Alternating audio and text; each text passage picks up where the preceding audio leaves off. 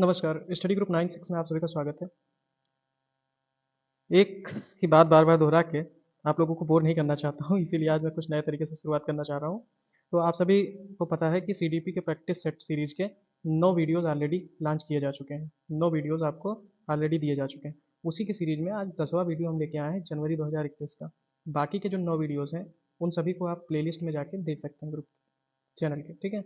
Playlist पे। और एक और चीज़ महत्वपूर्ण सूचना है आपके लिए कि आप जो भी यहाँ पे वीडियोज़ देखते हैं, इन सभी का आपको टेलीग्राम चैनल और जो हमारा क्विज ग्रुप है, टेलीग्राम चैनल और जो क्विज ग्रुप है, वहाँ पे आपको ग्रुप में क्विज फ्री के मिल जाएँगे, ठीक है ना? क्विज आप यही वीडियोज़ देख के फिर क्विज कर सकें या क्विज करने के बाद ये वीडियो देख सकते हैं।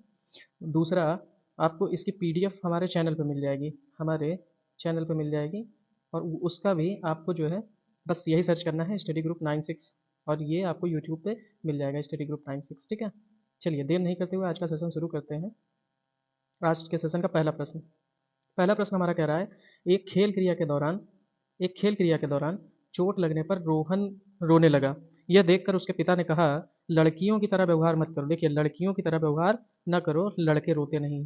यह कथन पिता का क्या दर्शाता है? देखिए, इस तरीके के प्रश्न आपको जेंडर बायस्ड के बहुत सारे मिल जाते हैं और हर पेपर में कोई ना कोई एक आधा प्रश्न आपको मिल ही जाता है। तो ये जो कथन है, ये हमारा दर्शाता है लैंगिक रूढ़िवादिता को। किसको दर्शाता है? लैंगिक रूढ़िवादिता को, कि कितना जो है, किस तरीके से दिमाग में एक छवि बना ली गई है, एक रूढ़ हो गया है दिमाग के अंदर कि लड़कियां जो हैं वो कमज़ोर होती हैं, लड़कियां कमज़ोर होती हैं, इसीलिए लड़कियां क्या होती हैं? रोने लगती हैं। ये मानसिक छवि है। क्या है? मानसिक छवि। तो इस छवि को हम क्या कहते हैं? जेंडर बायस्ड या लिंग रूढ़िवादिता। ठीक है ना? बढ़ते हैं अगले प्रश्न, प्रश्न संख्या 2 की ओर। प्रश्न संख्या 2 हमारा कह रहा है, एक प्रगतिशील कक्षा में क्या होना चाहिए? अध्यापक को अटल पाठ्यक्रम पर पालन कराना चाहिए, अध्यापक को अटल पाठ्यक्रम का पालन कराना चाहिए, या ऑप्शन ये तो बिल्कुल नहीं, अटल पाल हमें नहीं रहना है। जेंडर बायस्ड में हम सॉरी प्रगतिशील कक्षा में हमको क्या करना है? बच्चे के प्रति केंद्रित रहना है या बच्चे की सुनना है, बच्चे की बात को प्राथमिक जो है हमें प्रमुखता देनी है, ठीक है? तो दूसरा क्या है? विद्यार्थी में प्रतिस्पर्धा, ये भी नहीं होगा। और तीसरा हमारा, ज्ञान की संरचना के लिए प्रचुर मौके प्रदान करने चाहिए, ये अभी तक का सही सबसे सही सटीक जवाब है। चौथा ऑप्शन कह रहा है, विद्यार्थी को उनके अकादमिक अंकों के आधार पर नामांकन नहीं। ये भी आप क्या कर रहे हैं? कंपैरिजन, तुलना कर रहे हैं, तुलनात्मक अध्ययन नहीं, ठीक है? हमको क्या करना है? बच्चे के ज्ञान संरचना के लिए उसको जितना मौका आप दे सकते हैं, प्रचुर मौके प्रदान करें, ठीक है?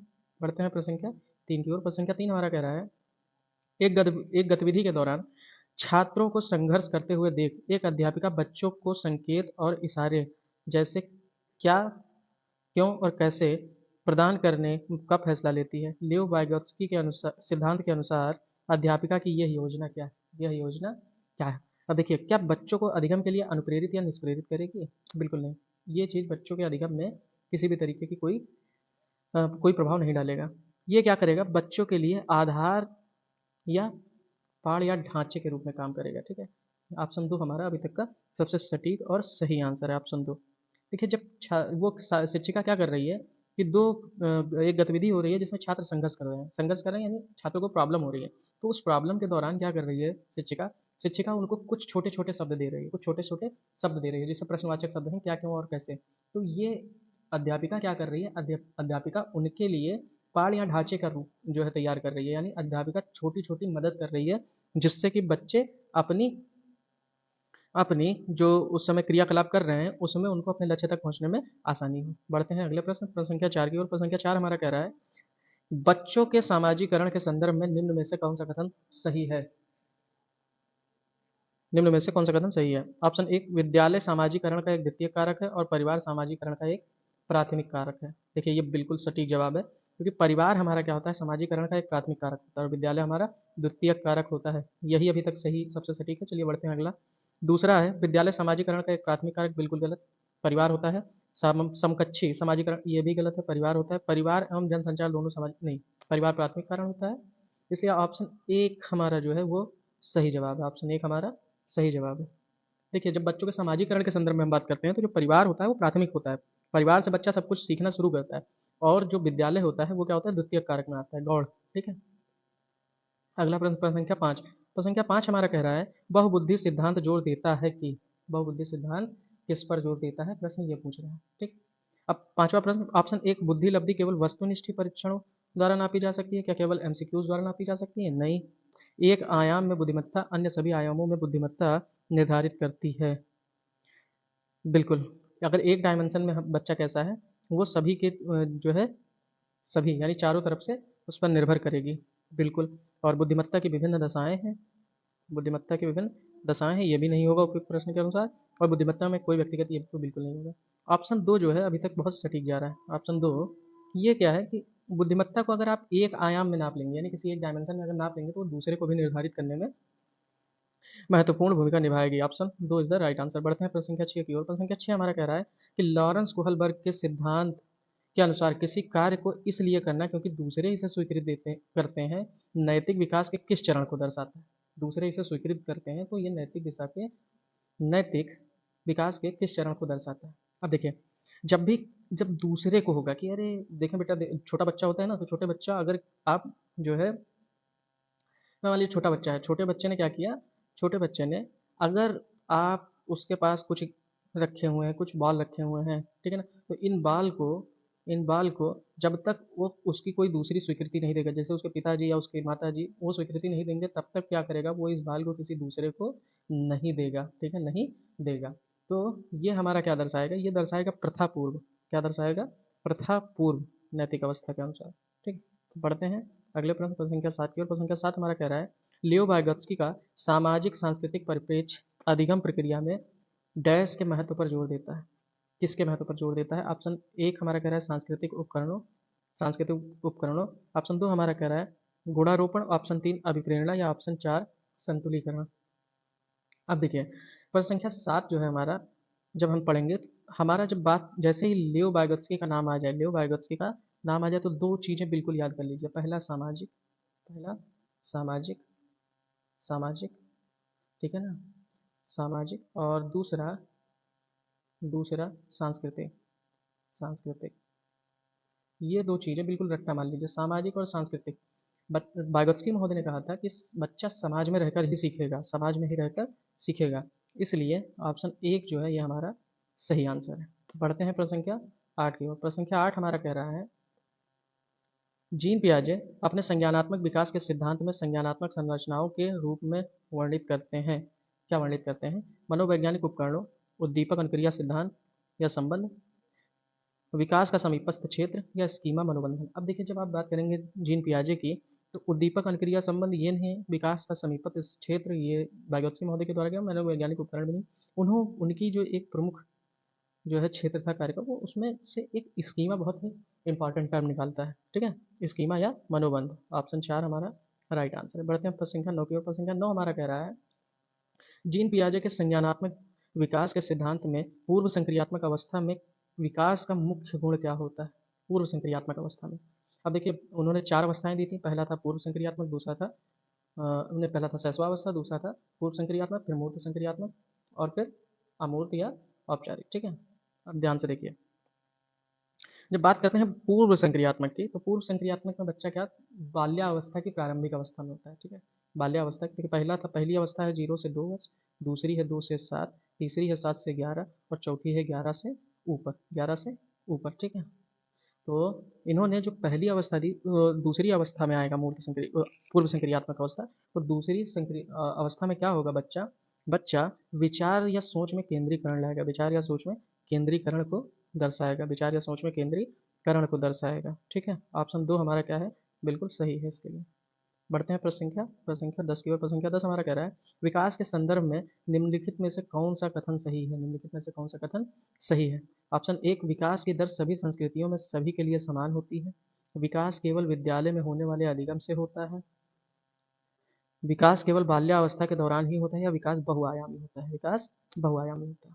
अब देखिए, विकास कैसा होता है, बहुआयामी होता है, कैसा होता है, बहुआयामी होता है। विकास केवल एक निश्चित दिशा में नहीं होगा, तो दिशा उसकी निश्चित होगी, किसमें होगा, सिर से पैर की ओर, ठीक है। और लेकिन जो आयाम होंगे, उसके डायमेंशंस होंगे, वो एक से अधिक होंगे, यानी बहुआयामी होता है विकास। बढ़ते हैं प्रश्न संख्या 11 की ओर। प्रश्न संख्या 11 हमारा कह रहा है, जन्म से किशोरावस्था तक बच्चों में विकास किस क्रम से होता है? जन्म से किशोरावस्था तक, 11वां। अब देखिए, सांवेदिक, मूर्त, अमूर्त, बस बिल्कुल सही जवाब। संवेदिक पहला जो अवस्था होती है वो संवेदिक, फिर उसके बाद अमूर्त, वो फिर उसके बाद मूर्त, फिर उसके बाद अमूर्त, ठीक है। यानी बच्चा सबसे पहले क्या करेगा, बच्चा जो होगा जन्म के बाद वो पहले क्या करेगा, सांवेदिक यानी बच्चा पहले छू के सुन कर चीज़ों को महसूस करेगा। उसके बाद मूर्त, हाथी को देखेगा तो हाथी को जानेगा, ठीक है। उसके बाद अमूर्त, अब उससे आप हाथी कहेंगे ही तो वो हाथी सोच लेगा मन में ही कि हाथी किस प्रकार की होता है, ठीक है। बढ़ते हैं प्रश्न संख्या 12 की ओर। प्रश्न संख्या 12 हमारा कह रहा है, निम्नलिखित निम्नलिखित में से एक प्रगतिशील कक्षा में व्यक्तिगत विभिन्नताओं किस प्रकार देखा जाना चाहिए। अधिगम की प्रक्रिया में बाधा, प्रगतिशील कक्षा में विभिन्नताओं को किस प्रकार देखा जाना चाहिए। अधिगम की प्रक्रिया में बाधा, देखिए अगर प्रगतिशील कक्षा है उसमें विभिन्नताएं हैं, व्यक्तिगत विभिन्नताएं, और चूंकि हर एक बच्चा एक समान नहीं होगा, वो अलग अलग होगा, तो वो अधिगम प्रक्रिया में बाधा तो हो ही नहीं सकता किसी भी तरीके से, ठीक है। तो पहला ऑप्शन हमारा वैसे ही कट गया।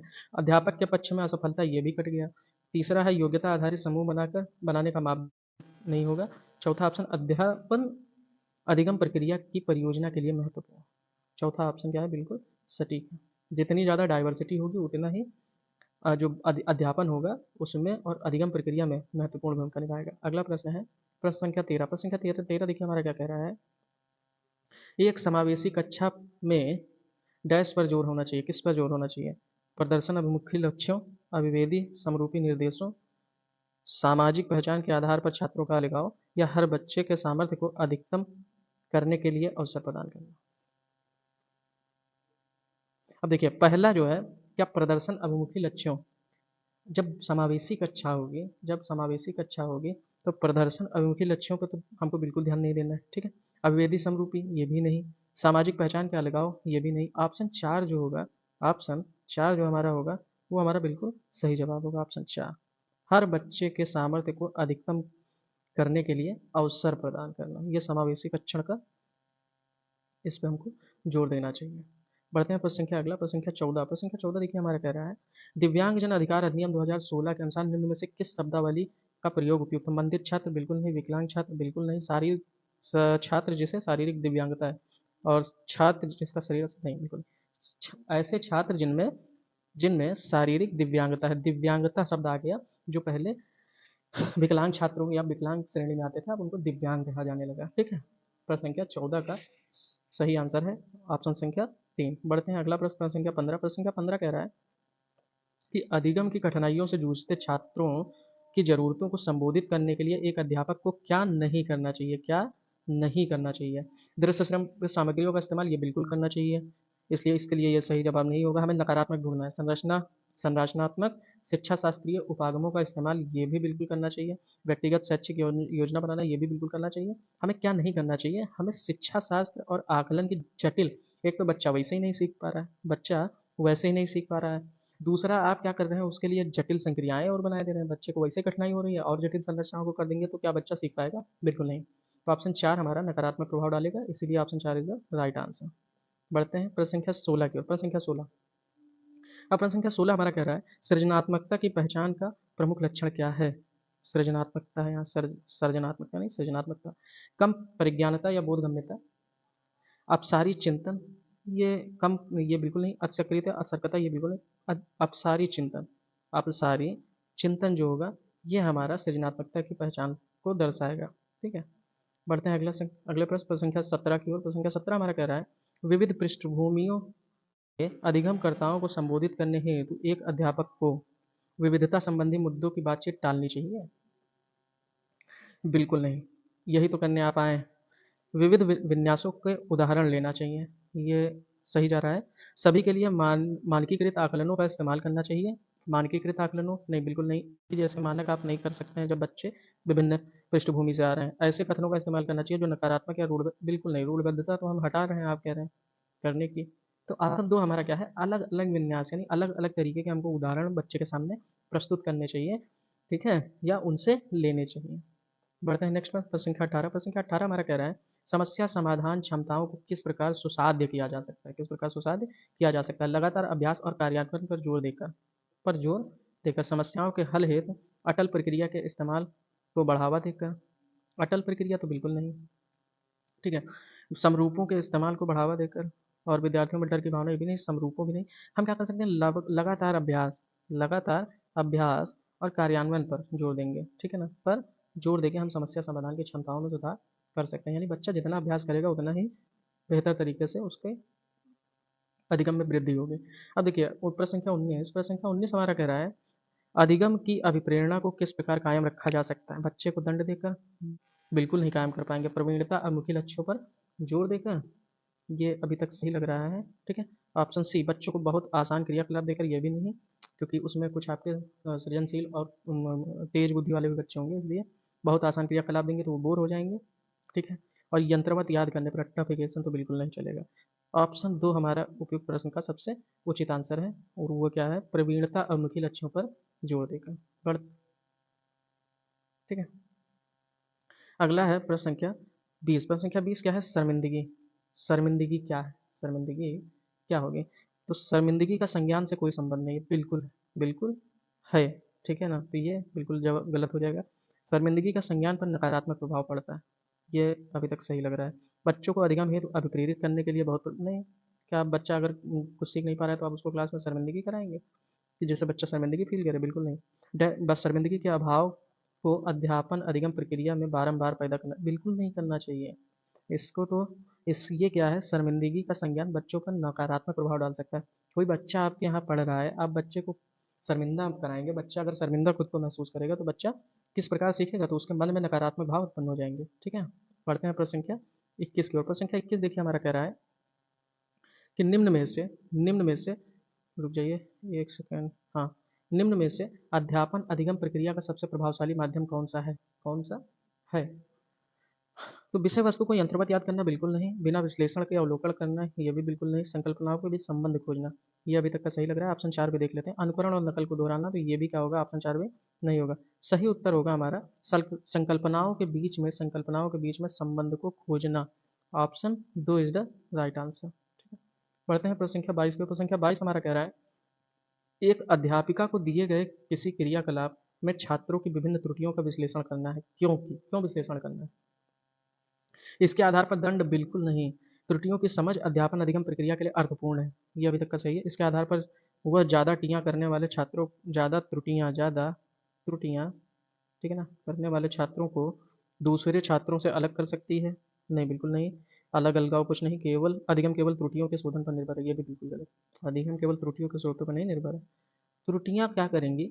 अध्यापन अधिगम प्रक्रिया में बहुत ही अर्थपूर्ण होती हैं। क्यों? क्योंकि जब बच्चा त्रुटियाँ करेगा तो उससे जो है जो शिक्षक है वो ये पता लगा सकता है कि छात्र को किस विषय क्षेत्र में या किस क्षेत्र में उसके ऊपर कार्य करने की आवश्यकता है, जिससे उसके अधिगम कौशल में हम वृद्धि कर पाएँ। ठीक है?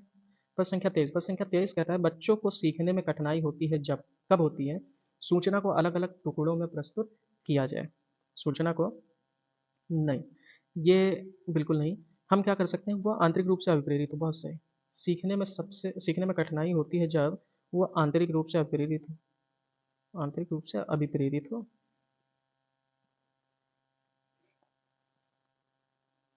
कठिनाई होती है जब अधिगम सामाजिक संदर्भ में हो।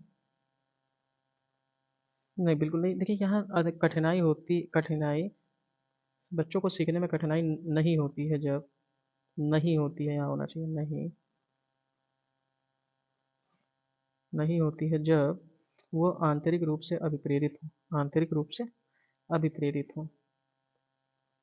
हाँ, अगर बच्चा आंतरिक रूप से अभिप्रेरित होगा तो उसको किसी भी तरीके की कठिनाई नहीं होगी अधिगम में। Option 2 is the right answer. देखिए यहाँ टाइपिंग एरर था। बढ़ते हैं नेक्स्ट प्रश्न संख्या 24 की ओर। प्रश्न संख्या 24 कह रहा है कि अधिगम अधिगम की सर्वोच्च अवस्था कौन सी है? कौन सी है? तो प्रश्न संख्या 24 हमारा कह रहा है उच्च उत्तेजना उच्च भय, ये होगा? नहीं, अगर बहुत ज़्यादा उत्तेजित हुए या बहुत ज़्यादा भय होगा तो ये सर्वोत्तम अवस्था नहीं होगी। निम्न उत्तेजना उच्च भय, संतुलित उत्तेजना कोई भय नहीं, और और हाँ, हमारा हुँ, कोई उत्तेजना कोई भय नहीं तो नहीं होगा। ठीक है, हम क्या करें जब बच्चा संतुलित मात्रा में उत्तेजित हो, बहुत ज़रूरत से अधिक उत्तेजित ना हो, भय कोई ना हो, डर किसी भी प्रकार का ना हो, तो वह अवस्था जो होगी वो अधिगम की सर्वोत्तम अवस्था होगी। वो सर्वोत्तम अवस्था होगी। ठीक है ना? चलिए बढ़ते हैं अगले प्रश्न। प्रश्न संख्या 25 की ओर। प्रश्न संख्या 25 हमारा कह रहा है अधिगम का संरचनात्मक विचार यह सुझाव देता है कि ज्ञान की संरचना में बच्चों की कोई भूमिका नहीं होती है, बच्चों की कोई भूमिका नहीं होती है, नहीं, बिल्कुल नहीं। बच्चे पूर्ण रूप से वयस्कों पर निर्भर रहते हैं, बच्चे पूर्ण रूप से वयस्कों पर निर्भर रहते हैं, ये भी नहीं। बच्चे सक्रिय भूमिका निभाते हैं, इज द राइट आंसर। बच्चे सक्रिय भूमिका निभाते हैं, बच्चे के पूर्ण रूप से पास्ट वयस्क पर निर्भर रहते हैं, ये भी बिल्कुल नहीं।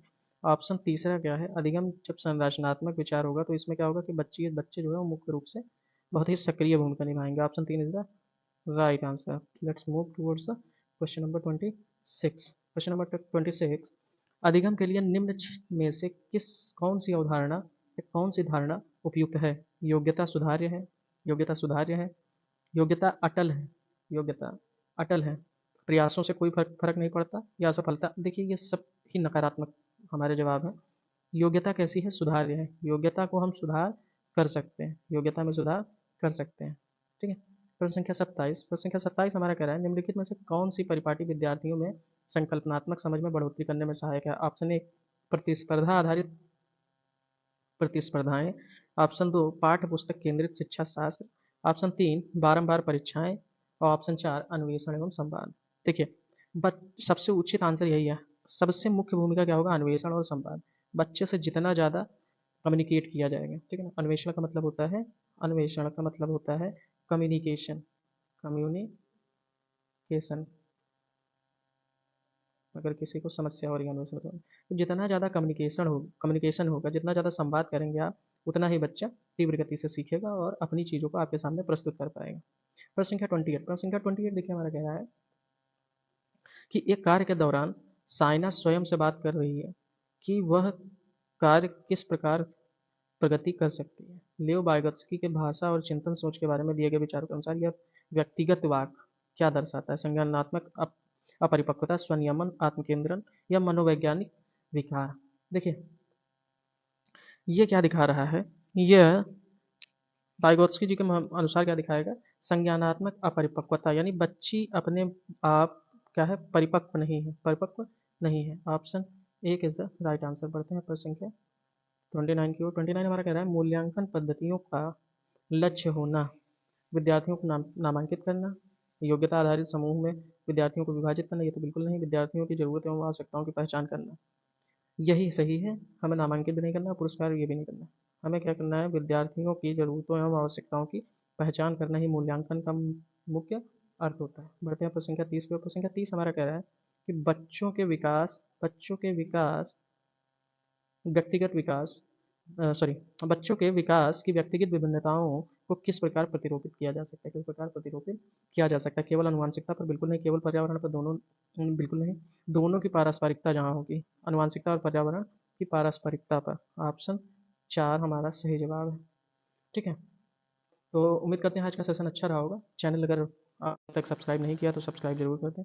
ठीक है। इससे क्या होता है कि हम लोगों का जो है मोरल हाई रहता है।